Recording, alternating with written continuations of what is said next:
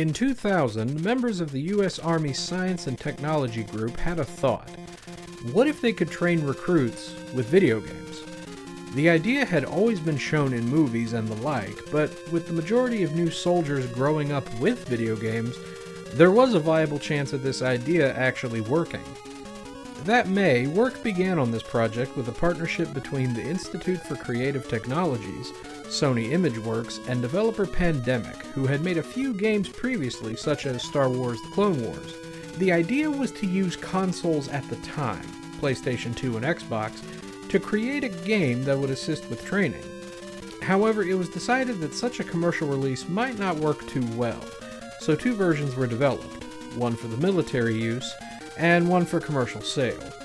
Going by the popularity of the time, many assumed that the newly titled Full Spectrum Warrior would be a first-person shooter going by screenshots and video.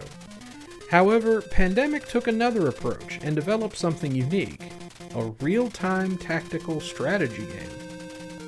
When Full Spectrum Warrior was released in 2004, it generally received good reviews, along with a few game awards. Myself, I didn't play the game. I watched a friend play it when it came out, but I was just kind of turned away from the gameplay. However, thanks to my good friend and patron Stefan, it's time to give it another chance. So let's see if Full Spectrum Warrior is worth playing today.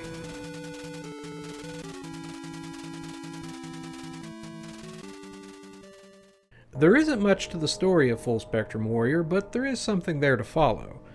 Terrorist attacks have been sweeping across US and UK points across Europe and Southeast Asia. When the US investigates who's behind the attacks, all points lead to the fictional nation of Zekistan, where loyalists of Al-Qaeda and the Taliban have fled to for safety, invited by the dictator Mohammed Jabor al-Assad.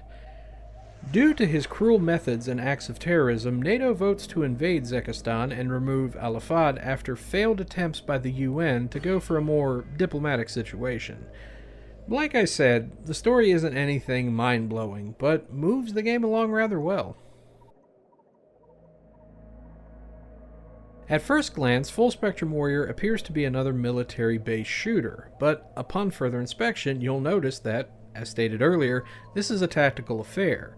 Instead of moving a main soldier issuing commands to your squad a la Rainbow Six, you move a cursor around the map and select where you want to move your team and have them go into cover, as well as attacking enemies with their weapons and grenades, with the ability to also issue separate commands to individual soldiers.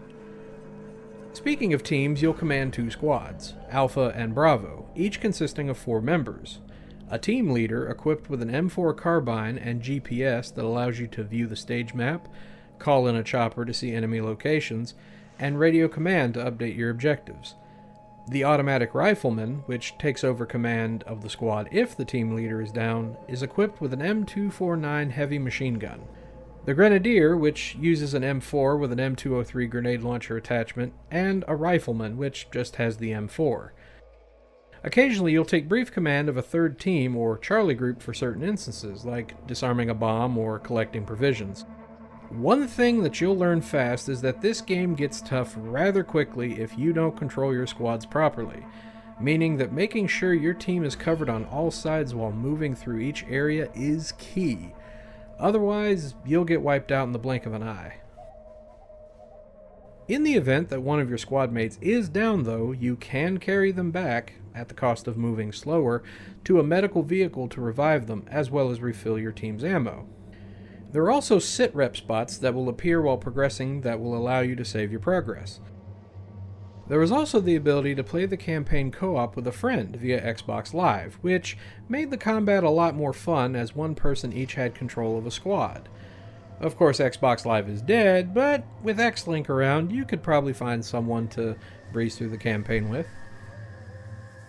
Truthfully, the gameplay is quite fun, mainly due in part to the simple controls. Just pointing and pressing a button to issue commands, like a Sims game, means it's accessible for everyone. However, there's one thing that holds it back, for me anyway, and that's the camera.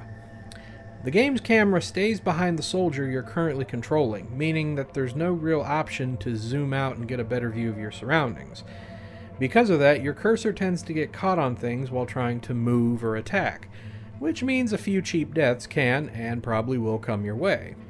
Now, I get why they did this. They wanted to make the game feel more realistic, like you're actually there in the action, but I mean, it's a sim game. You could take a little liberty. Surprisingly though, the military's version controls a lot worse. And you can find out for yourself. That's right, with the use of a code, you can play the version that was used for the military's training. The idea is still the same, but the retail version added more visually and audio-wise. Still, it's a nice little bonus if you're curious.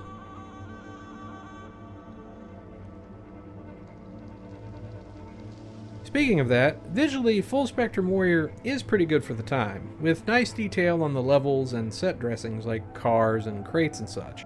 Character models are about so-so, but the focus isn't 100% on them anyway, so it's not that big of a deal. For music, the soundtrack is a mix of orchestra and rock, which was the norm in a lot of military shooters and Michael Bay films of the time. And still are. Meanwhile, the voice acting is alright, nothing amazing. However, I do love the banter between the squad mates as things are going on around them.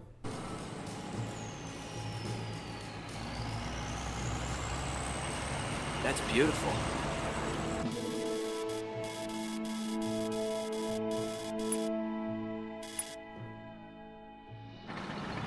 Cut the hippie shit. Look for something to shoot.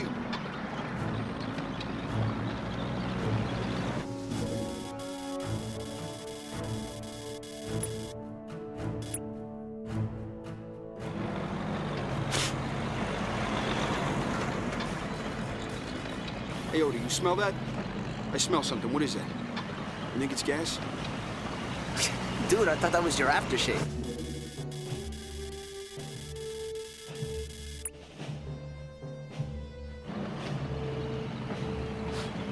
Really?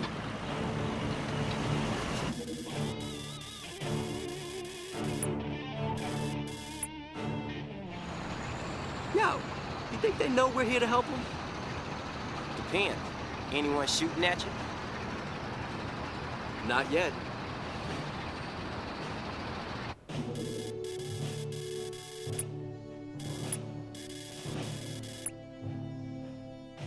Then it's all good, partner. Hey!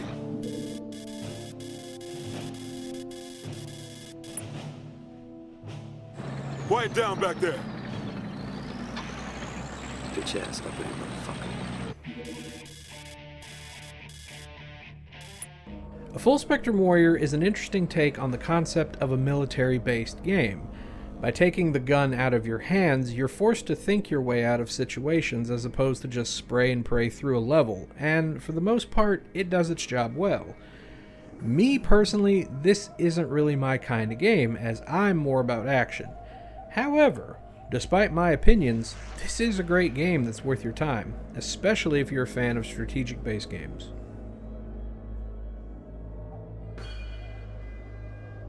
Of course, Full Spectrum Warrior ended up being a big hit, leading not only to Pandemic becoming a more well-known studio, but the release of a sequel in 2006, Full Spectrum Warrior 10 Hammers. But we're going to have to get to that another time. For now, this is the Dali Popka saying, as always, stay green, my friends. I'll see you next time. Hey everyone, thanks for watching. If you enjoyed this episode and want more of me and the Big Green, then click that subscribe button and the bell to get notified when new content arrives. I want to say a special thank you to my patrons for helping not just the channel grow, but me as a creator. You have my forever thanks. If you're interested in the channel and would like to help it grow further, consider becoming a patron today. For the cost of a soda or an item on the dollar menu, you can help myself and the channel provide the best source of Big Green programming and more. Once again, all the thanks and love.